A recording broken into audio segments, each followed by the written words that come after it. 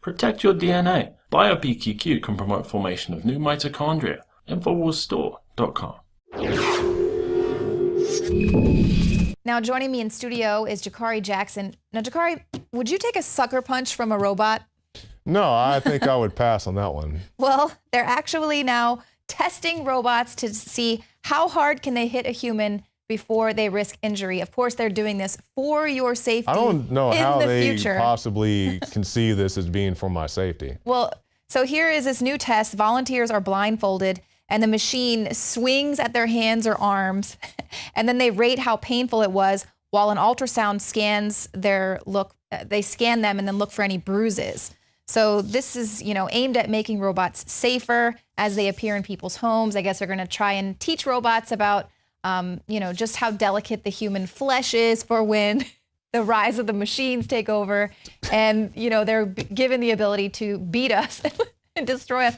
This is an alarm clock that slaps you in the face in order to wake you up. Oh, wow. That's like an old Seinfeld joke that actually came to reality. Yeah. Okay. So, this is kind of like the government thing with this whole robot takeover. How hard can they hit you before you buckle under pressure?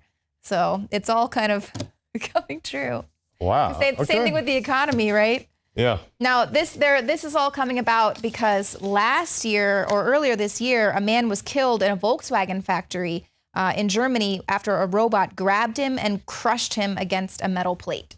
So as we start to incorporate robots within the workplace, they have to make sure that we can all, get along. Is it like a assembly line robot or? Right. And it was in the automobile factory. So wow. They want to avoid future incidents like this. So here you go. It's a whole new side of workplace violence that you have to worry about. Now, Black Friday is upon us, or I'm sorry, gift purchasing Friday. So I don't want to be racist. And a lot of people are going to be looking for new televisions. Mm-hmm. So every year we always talk about how, these smart devices are spying on you. And now here, mainstream media, is your TV spying on you? And it's now a report of how the Vizio smart televisions track your data so that it can be sold to advertisers. Basically, what the TV does is it links your habits to your IP addresses. And then as a result, advertisers can target users through your different mobile devices. And now the thing with this is that cable TV companies and video rental companies are prohibited from selling the information of your viewing habits. But if you're viewing Netflix or anything else through your television, mm-hmm. that's kind of that backdoor way that your information can be sold to third parties. So what do you think about that? Have you experienced any targeted advertising? Well, I use a service like Netflix. Of course, they give you, similar movies or movie stars if you watch certain programming. But yeah, to see things like this coming out of Vizio, it's that whole big surveillance web, because we've seen not just TVs, but things like TomTom, GPS. They used to sell that information to the police. When they got caught, it's like, oh, sorry, we got caught selling your information. Yeah. The CIA directors come out bragging that they're going to spy on you throughout your dishwasher and all these other things that they can do to surveil you or just make money off you any way that they can. Right, and it's it's for your convenience. Just like they're making sure the robots aren't going to hit you hard enough to hurt you to death. Right. Well, speaking of police, we've got this article up on Infowars.com. Police civil asset forfeitures exceed all burglaries in 2014. So just to put it in perspective, between 1989 and 2010, U.S. attorneys seized an estimated $12.6 billion in civil asset forfeiture cases. In 2014 alone, that number had ballooned to $4.5 billion for the year. So in burglary offenses in 2014, we're just about an estimated $3.9 billion in property losses, mm-hmm. which means the police are now taking more assets than the criminals. Yeah, that's a very shocking thing. It doesn't surprise me to hear those numbers, but to see them actually written down, I think it hopes, or at least I hope it'll put it in perspective for people so they can realize that, when we talk about civil asset forfeiture, what these situations are, let's say you're driving down the street, you got $7,000 in the car, cash, whatever. So you get pulled over by an officer, he discovers it for whatever reason, and he seizes the funds, even though you didn't do anything wrong by just having the physical cash on you. So now you have to make this decision. Are you going to spend your money trying to get your money back, or are you just going to let them have it? you know, at the end Because of you're the not day. innocent until proven guilty. Yeah. You have to prove that you got that money lawfully and legally. And you Why do plan to have use cash? it for a legal purpose, which is completely ridiculous. Right. I mean, I know just years ago, I had $5,000 my mom took out of the bank. This is when you could still do that to buy me a car on the spot because my car broke down and I was completely like disabled. And, you know, to do something like that now, my mom's a terrorist. So. Yeah, they want to track everything you do. You know, that's why people are going more towards these cryptocurrencies and other things that are harder to track.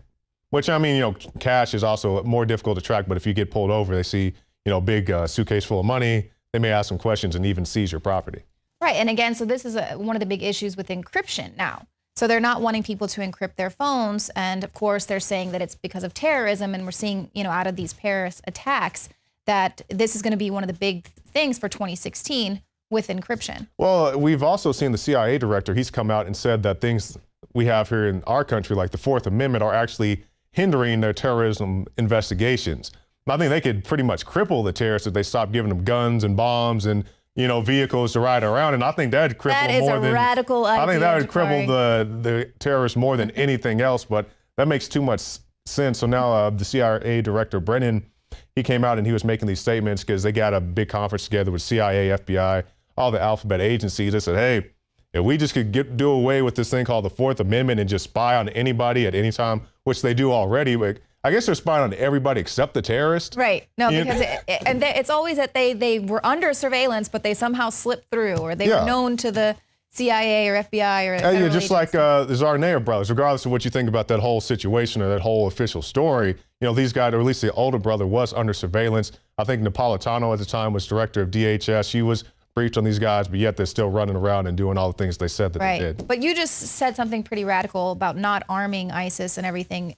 President Obama specifically said that he doesn't appreciate people popping off with ideas of how we could actually, you know, How we fight could terrorism. actually end these conflicts and, you know, stop all the things that are going on. But yeah, it's nothing new because people will hear us make statements like this, like, oh, you guys are just Republicans.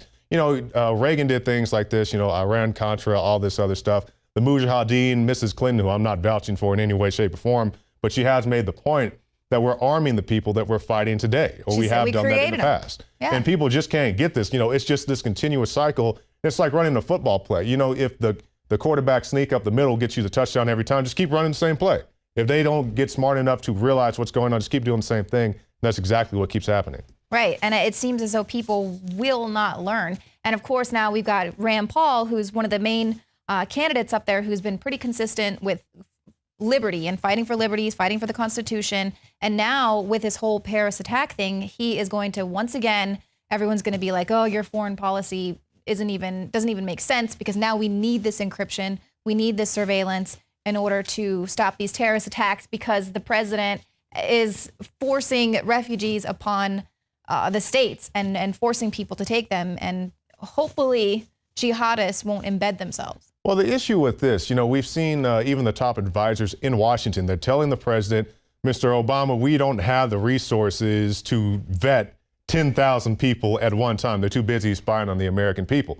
So with this said, you know, I have nothing against the immigrants coming from any country, whether they're coming from Central America, South America, they're coming from Pakistan, they're coming from Yemen. Like I was telling David today earlier on the show, on the Alex Jones show, I understand somebody in Yemen who wants to come here because they're blowing up your wedding parties with drones. I understand that. I understand that if you live in some foreign country and they send a jet to blow up your hospital, you want to leave that area. I completely understand that 100%.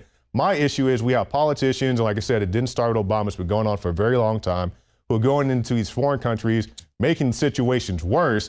And then even after they spend your tax dollars to make the situation worse, they want you to spend more of your tax money, Leanne, to bring the people here. Like I said, no issue with the people coming here. My issue is with the politicians in Washington who continue these practices and screw us, the American taxpayer, both ways, while they're screwing the people coming from these other countries. Absolutely. Every way possible. And that's the big issue, is that with the whole mastering the human domain, they're already mastering the United States, these other European countries where they have all of this surveillance set up. But with these other countries where they haven't been able to set up these databases to surveil them and control every move that they make, that is the issue with being able to vet these people, is that they haven't mastered the human domain just yet.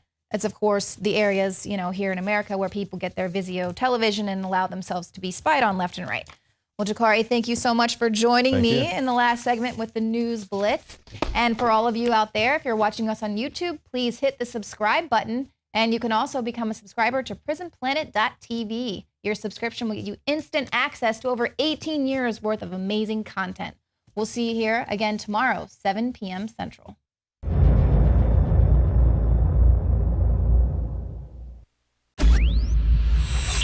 Shane Steiner's involvement with InfoWarsLife.com truly happened in an organic way. I went to high school with Shane. His brother knew his parents well, and he was visiting the office once, hadn't been to the office in years, and said, wow, I notice you're making and selling supplements. Do these really work? Because I've tried a lot of supplements as a workout enthusiast, and I really think most of them are hype. And I said, here, take some home, try it. Well, a few weeks later, he came in blown away and said, I want to buy 3 boxes of this stuff to give my friends and family.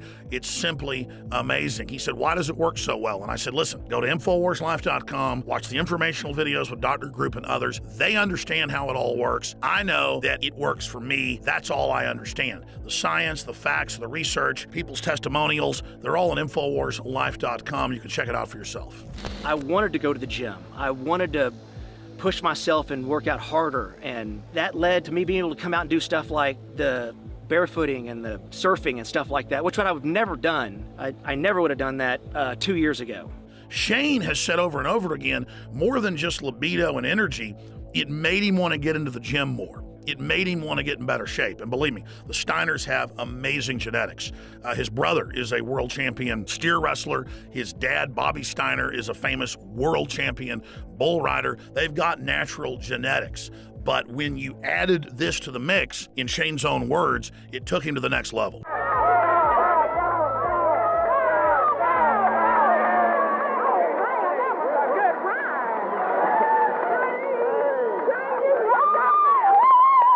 Shane noticed the mental clarity.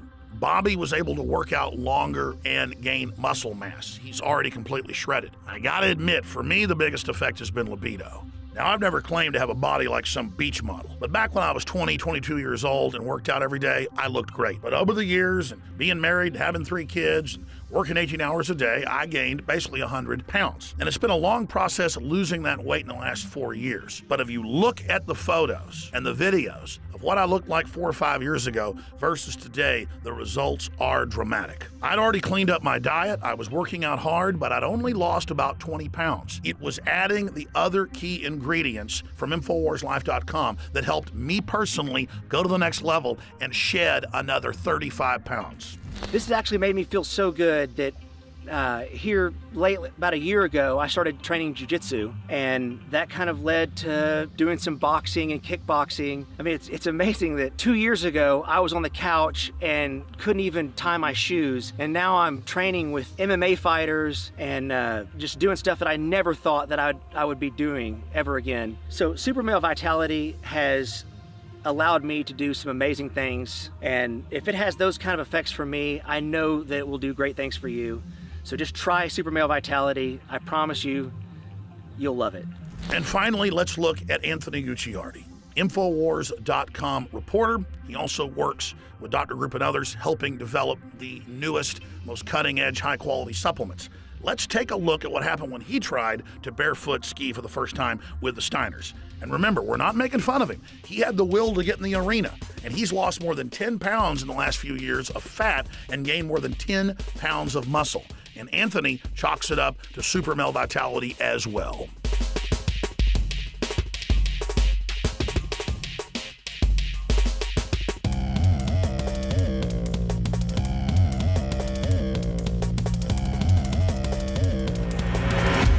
Bottom line, folks, you want to discover the power of Super Male Vitality and Super Female Vitality for yourself by visiting InfoWarsLife.com today or by calling toll-free 888-253-3139.